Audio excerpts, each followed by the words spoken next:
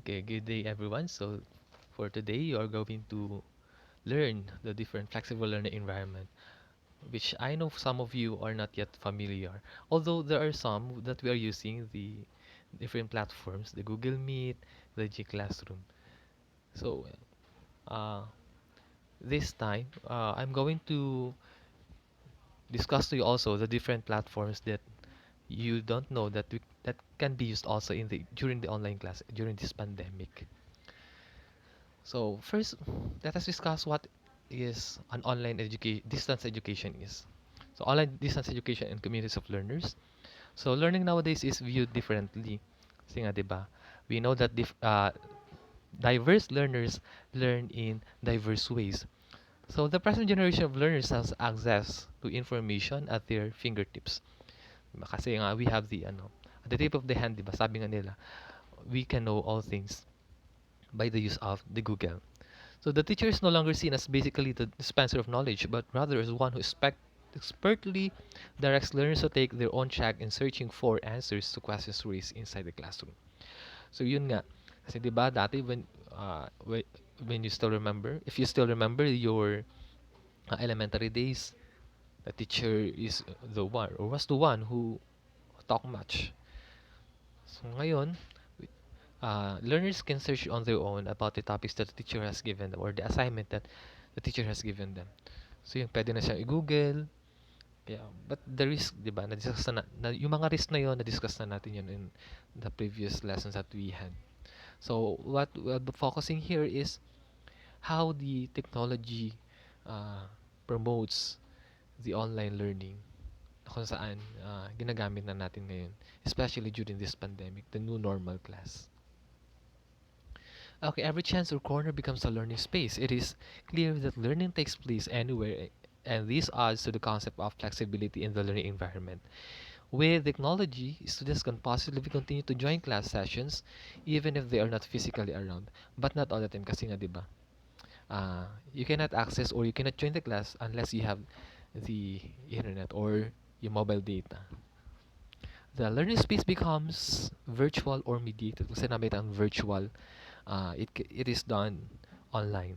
So the library is not a physical, only a physical structure where they can read published books, but has also become virtual. So kung dati pag may pinaparesearch yung teacher natin, we go to the library and search for the book, for the references that we can have the information about the topic that the teacher has given us. But now, with the advent of technology, yun na, naging virtual na rin yung pag-access natin ng information through online or through Google. So that is one of the advantages of using technology nowadays. Okay, so what is online distance learning? It is not a new concept since we are using that nowadays. And some schools, higher education institutions in the country, and educational agencies such as the Southeast Asian Ministers of Education, Innovations in Education Technology, or the Samyo Inotech, provide mode of learning. It allows flexibility in learning to a certain extent. So yung mga different online communities or the online innovation when it comes to education, so nagkaroon lang sila ng mga different platforms na kung saan we can use it in order to have this mode of learning, the online distance learning. Okay. The flexible mode of learning use a platform such as the Moodle, Google Classroom, Edmodo, Schoology, etc. So these are the different platforms that we can use in order to have this online class or online learning. These are free programs designed for educational purposes. However, there are some platforms na kung saan you may have to access the different features of it by paying a certain amount. It has features that are patterned after the instructional activities of a teacher in a physical classroom. When you use this, you can actually hold a lesson, post questions, or for discussion. Hold an online chat, discussion, give assignment, activities, and provide references or links to other online materials. So as you can see, these are the logos that the different platforms being used by the teachers, by us the teachers. Seniors. Pero, di ba, Ginagamit natin yan yung Google Classroom. But we will try to use the other platforms para ma-maximize natin yung paggamit niyan. Not only in the Google Meet, Google Classroom. So yeah, meron pa tayong Edmodo, Schoology, Moodle. So when I was studying or may completing my academic requirements in my masters, we are using this Edmodo na kung saan there is like the Google Classroom, meron siyang schedule, may time siya. Na kapag hindi mo na naano yon, hindi mo nasagutan within the time, nawawala na yung activity. So hindi mo na napapasa. So may edit sa inyo yan one by one. Yan. So what is a Moodle? So Moodle was created by Martin Doyamas, founder and CEO of Moodle. It stands for Modular Oriented Dynamic Learning Environment, which is an open source software. Pag sinabing open, ibig sabihin free. As long as you have the access to internet. It is a learning management system that supports teaching and learning. So nakikita niyo sa screen yung different features ng Moodle na kung saan you can post activities there and the learners can learn online. Okay, next. I know you are all familiar with this since we are using this one. The Google Classroom is a free service for teachers and students. It is an LMS platform that is accessible Google account. So kaya kapag if you want to use this Google Classroom, you should have your own Google account. So you can create and perform your roles and functions as a facilitator of learning. In 2008, Edmodo was created by Nick Borg, Jeff O'Hara, and Crystal Hutter. So compared Edmodo and Google Classroom, despite of its commonalities, there are apparent differences. But with technology, things evolve in so short a time. What is clear is that they were created as apps that can integrate well with classroom activities. So ito kasing yung binanggit ko sa inyo kanina, yung Moodle. So that is yung Moodle. Halos kaparehas lang siya ng ng Google Classroom na kung saan you can post their activities wherein you can interact with your students. So medyo ini-improve lang. So this decision lies in the teacher who will determine what works best in his or her teaching and learning context. Both are amazing tools that can be explored. So if you want to know more about these tools, pero in Google Classroom, I know, lalaman nyo kasi, di ba? Teachers are posting the activities, their quizzes, the assignments. Even me, I am using that. So in Modo, we will try to access that later on. So next we have the Schoology from the word school. School is another LMS founded in 2009 by Jeremy Friedman, Ryan Wang, Tim Trinidad, and Bill Kindler. So you can create your own online distance education learning system using any of these platforms. So next we have the MOOCs. So I will present to you the features of these platforms in my next videos, in the other videos. I will just only present to you the definition and the yan, yung kung paano siya, kung sino na gumawa sa kanya, mga creators niya. So next we have the MOOCs, which stands for the Massive Open Online Course. It is a model for delivering learning content online to any person who wants to take a course. It allows one to pursue learning even outside of university or higher education formal structure. So actually, these MOOCs, may mga open, may mga free, pero there are some na you need to have yung may bayad siya for you to access that course. And most of the universities like the UP, meron silang ginagamit din nila ito yung MOOCs. Kung saan you're going to register there and then perform all the activities posted there. Nakaano na siya, parang may course outline siya na kung saan may syllabus din. So yung syllabus na yun, susundan mo yun to the use of this platform. Bibisitahin mo siya from time to time. Since it is a massive open online course, naging open siya kasi it can be accessed by anyone as long as you have the internet connection. And online din nga, kailangan may internet connection ka. Massive siya kasi maraming pwedeng pumasok. It can cater many learners. Okay, next we have the EduCause. It is a non-profit association with the mission is to advance higher education through the use of information technology. So yan, meron din namang EduCause association siya na kung saan tinutulungan niyo yung CHED para ma-promote yung paggamit ng information communication technology in teaching and learning.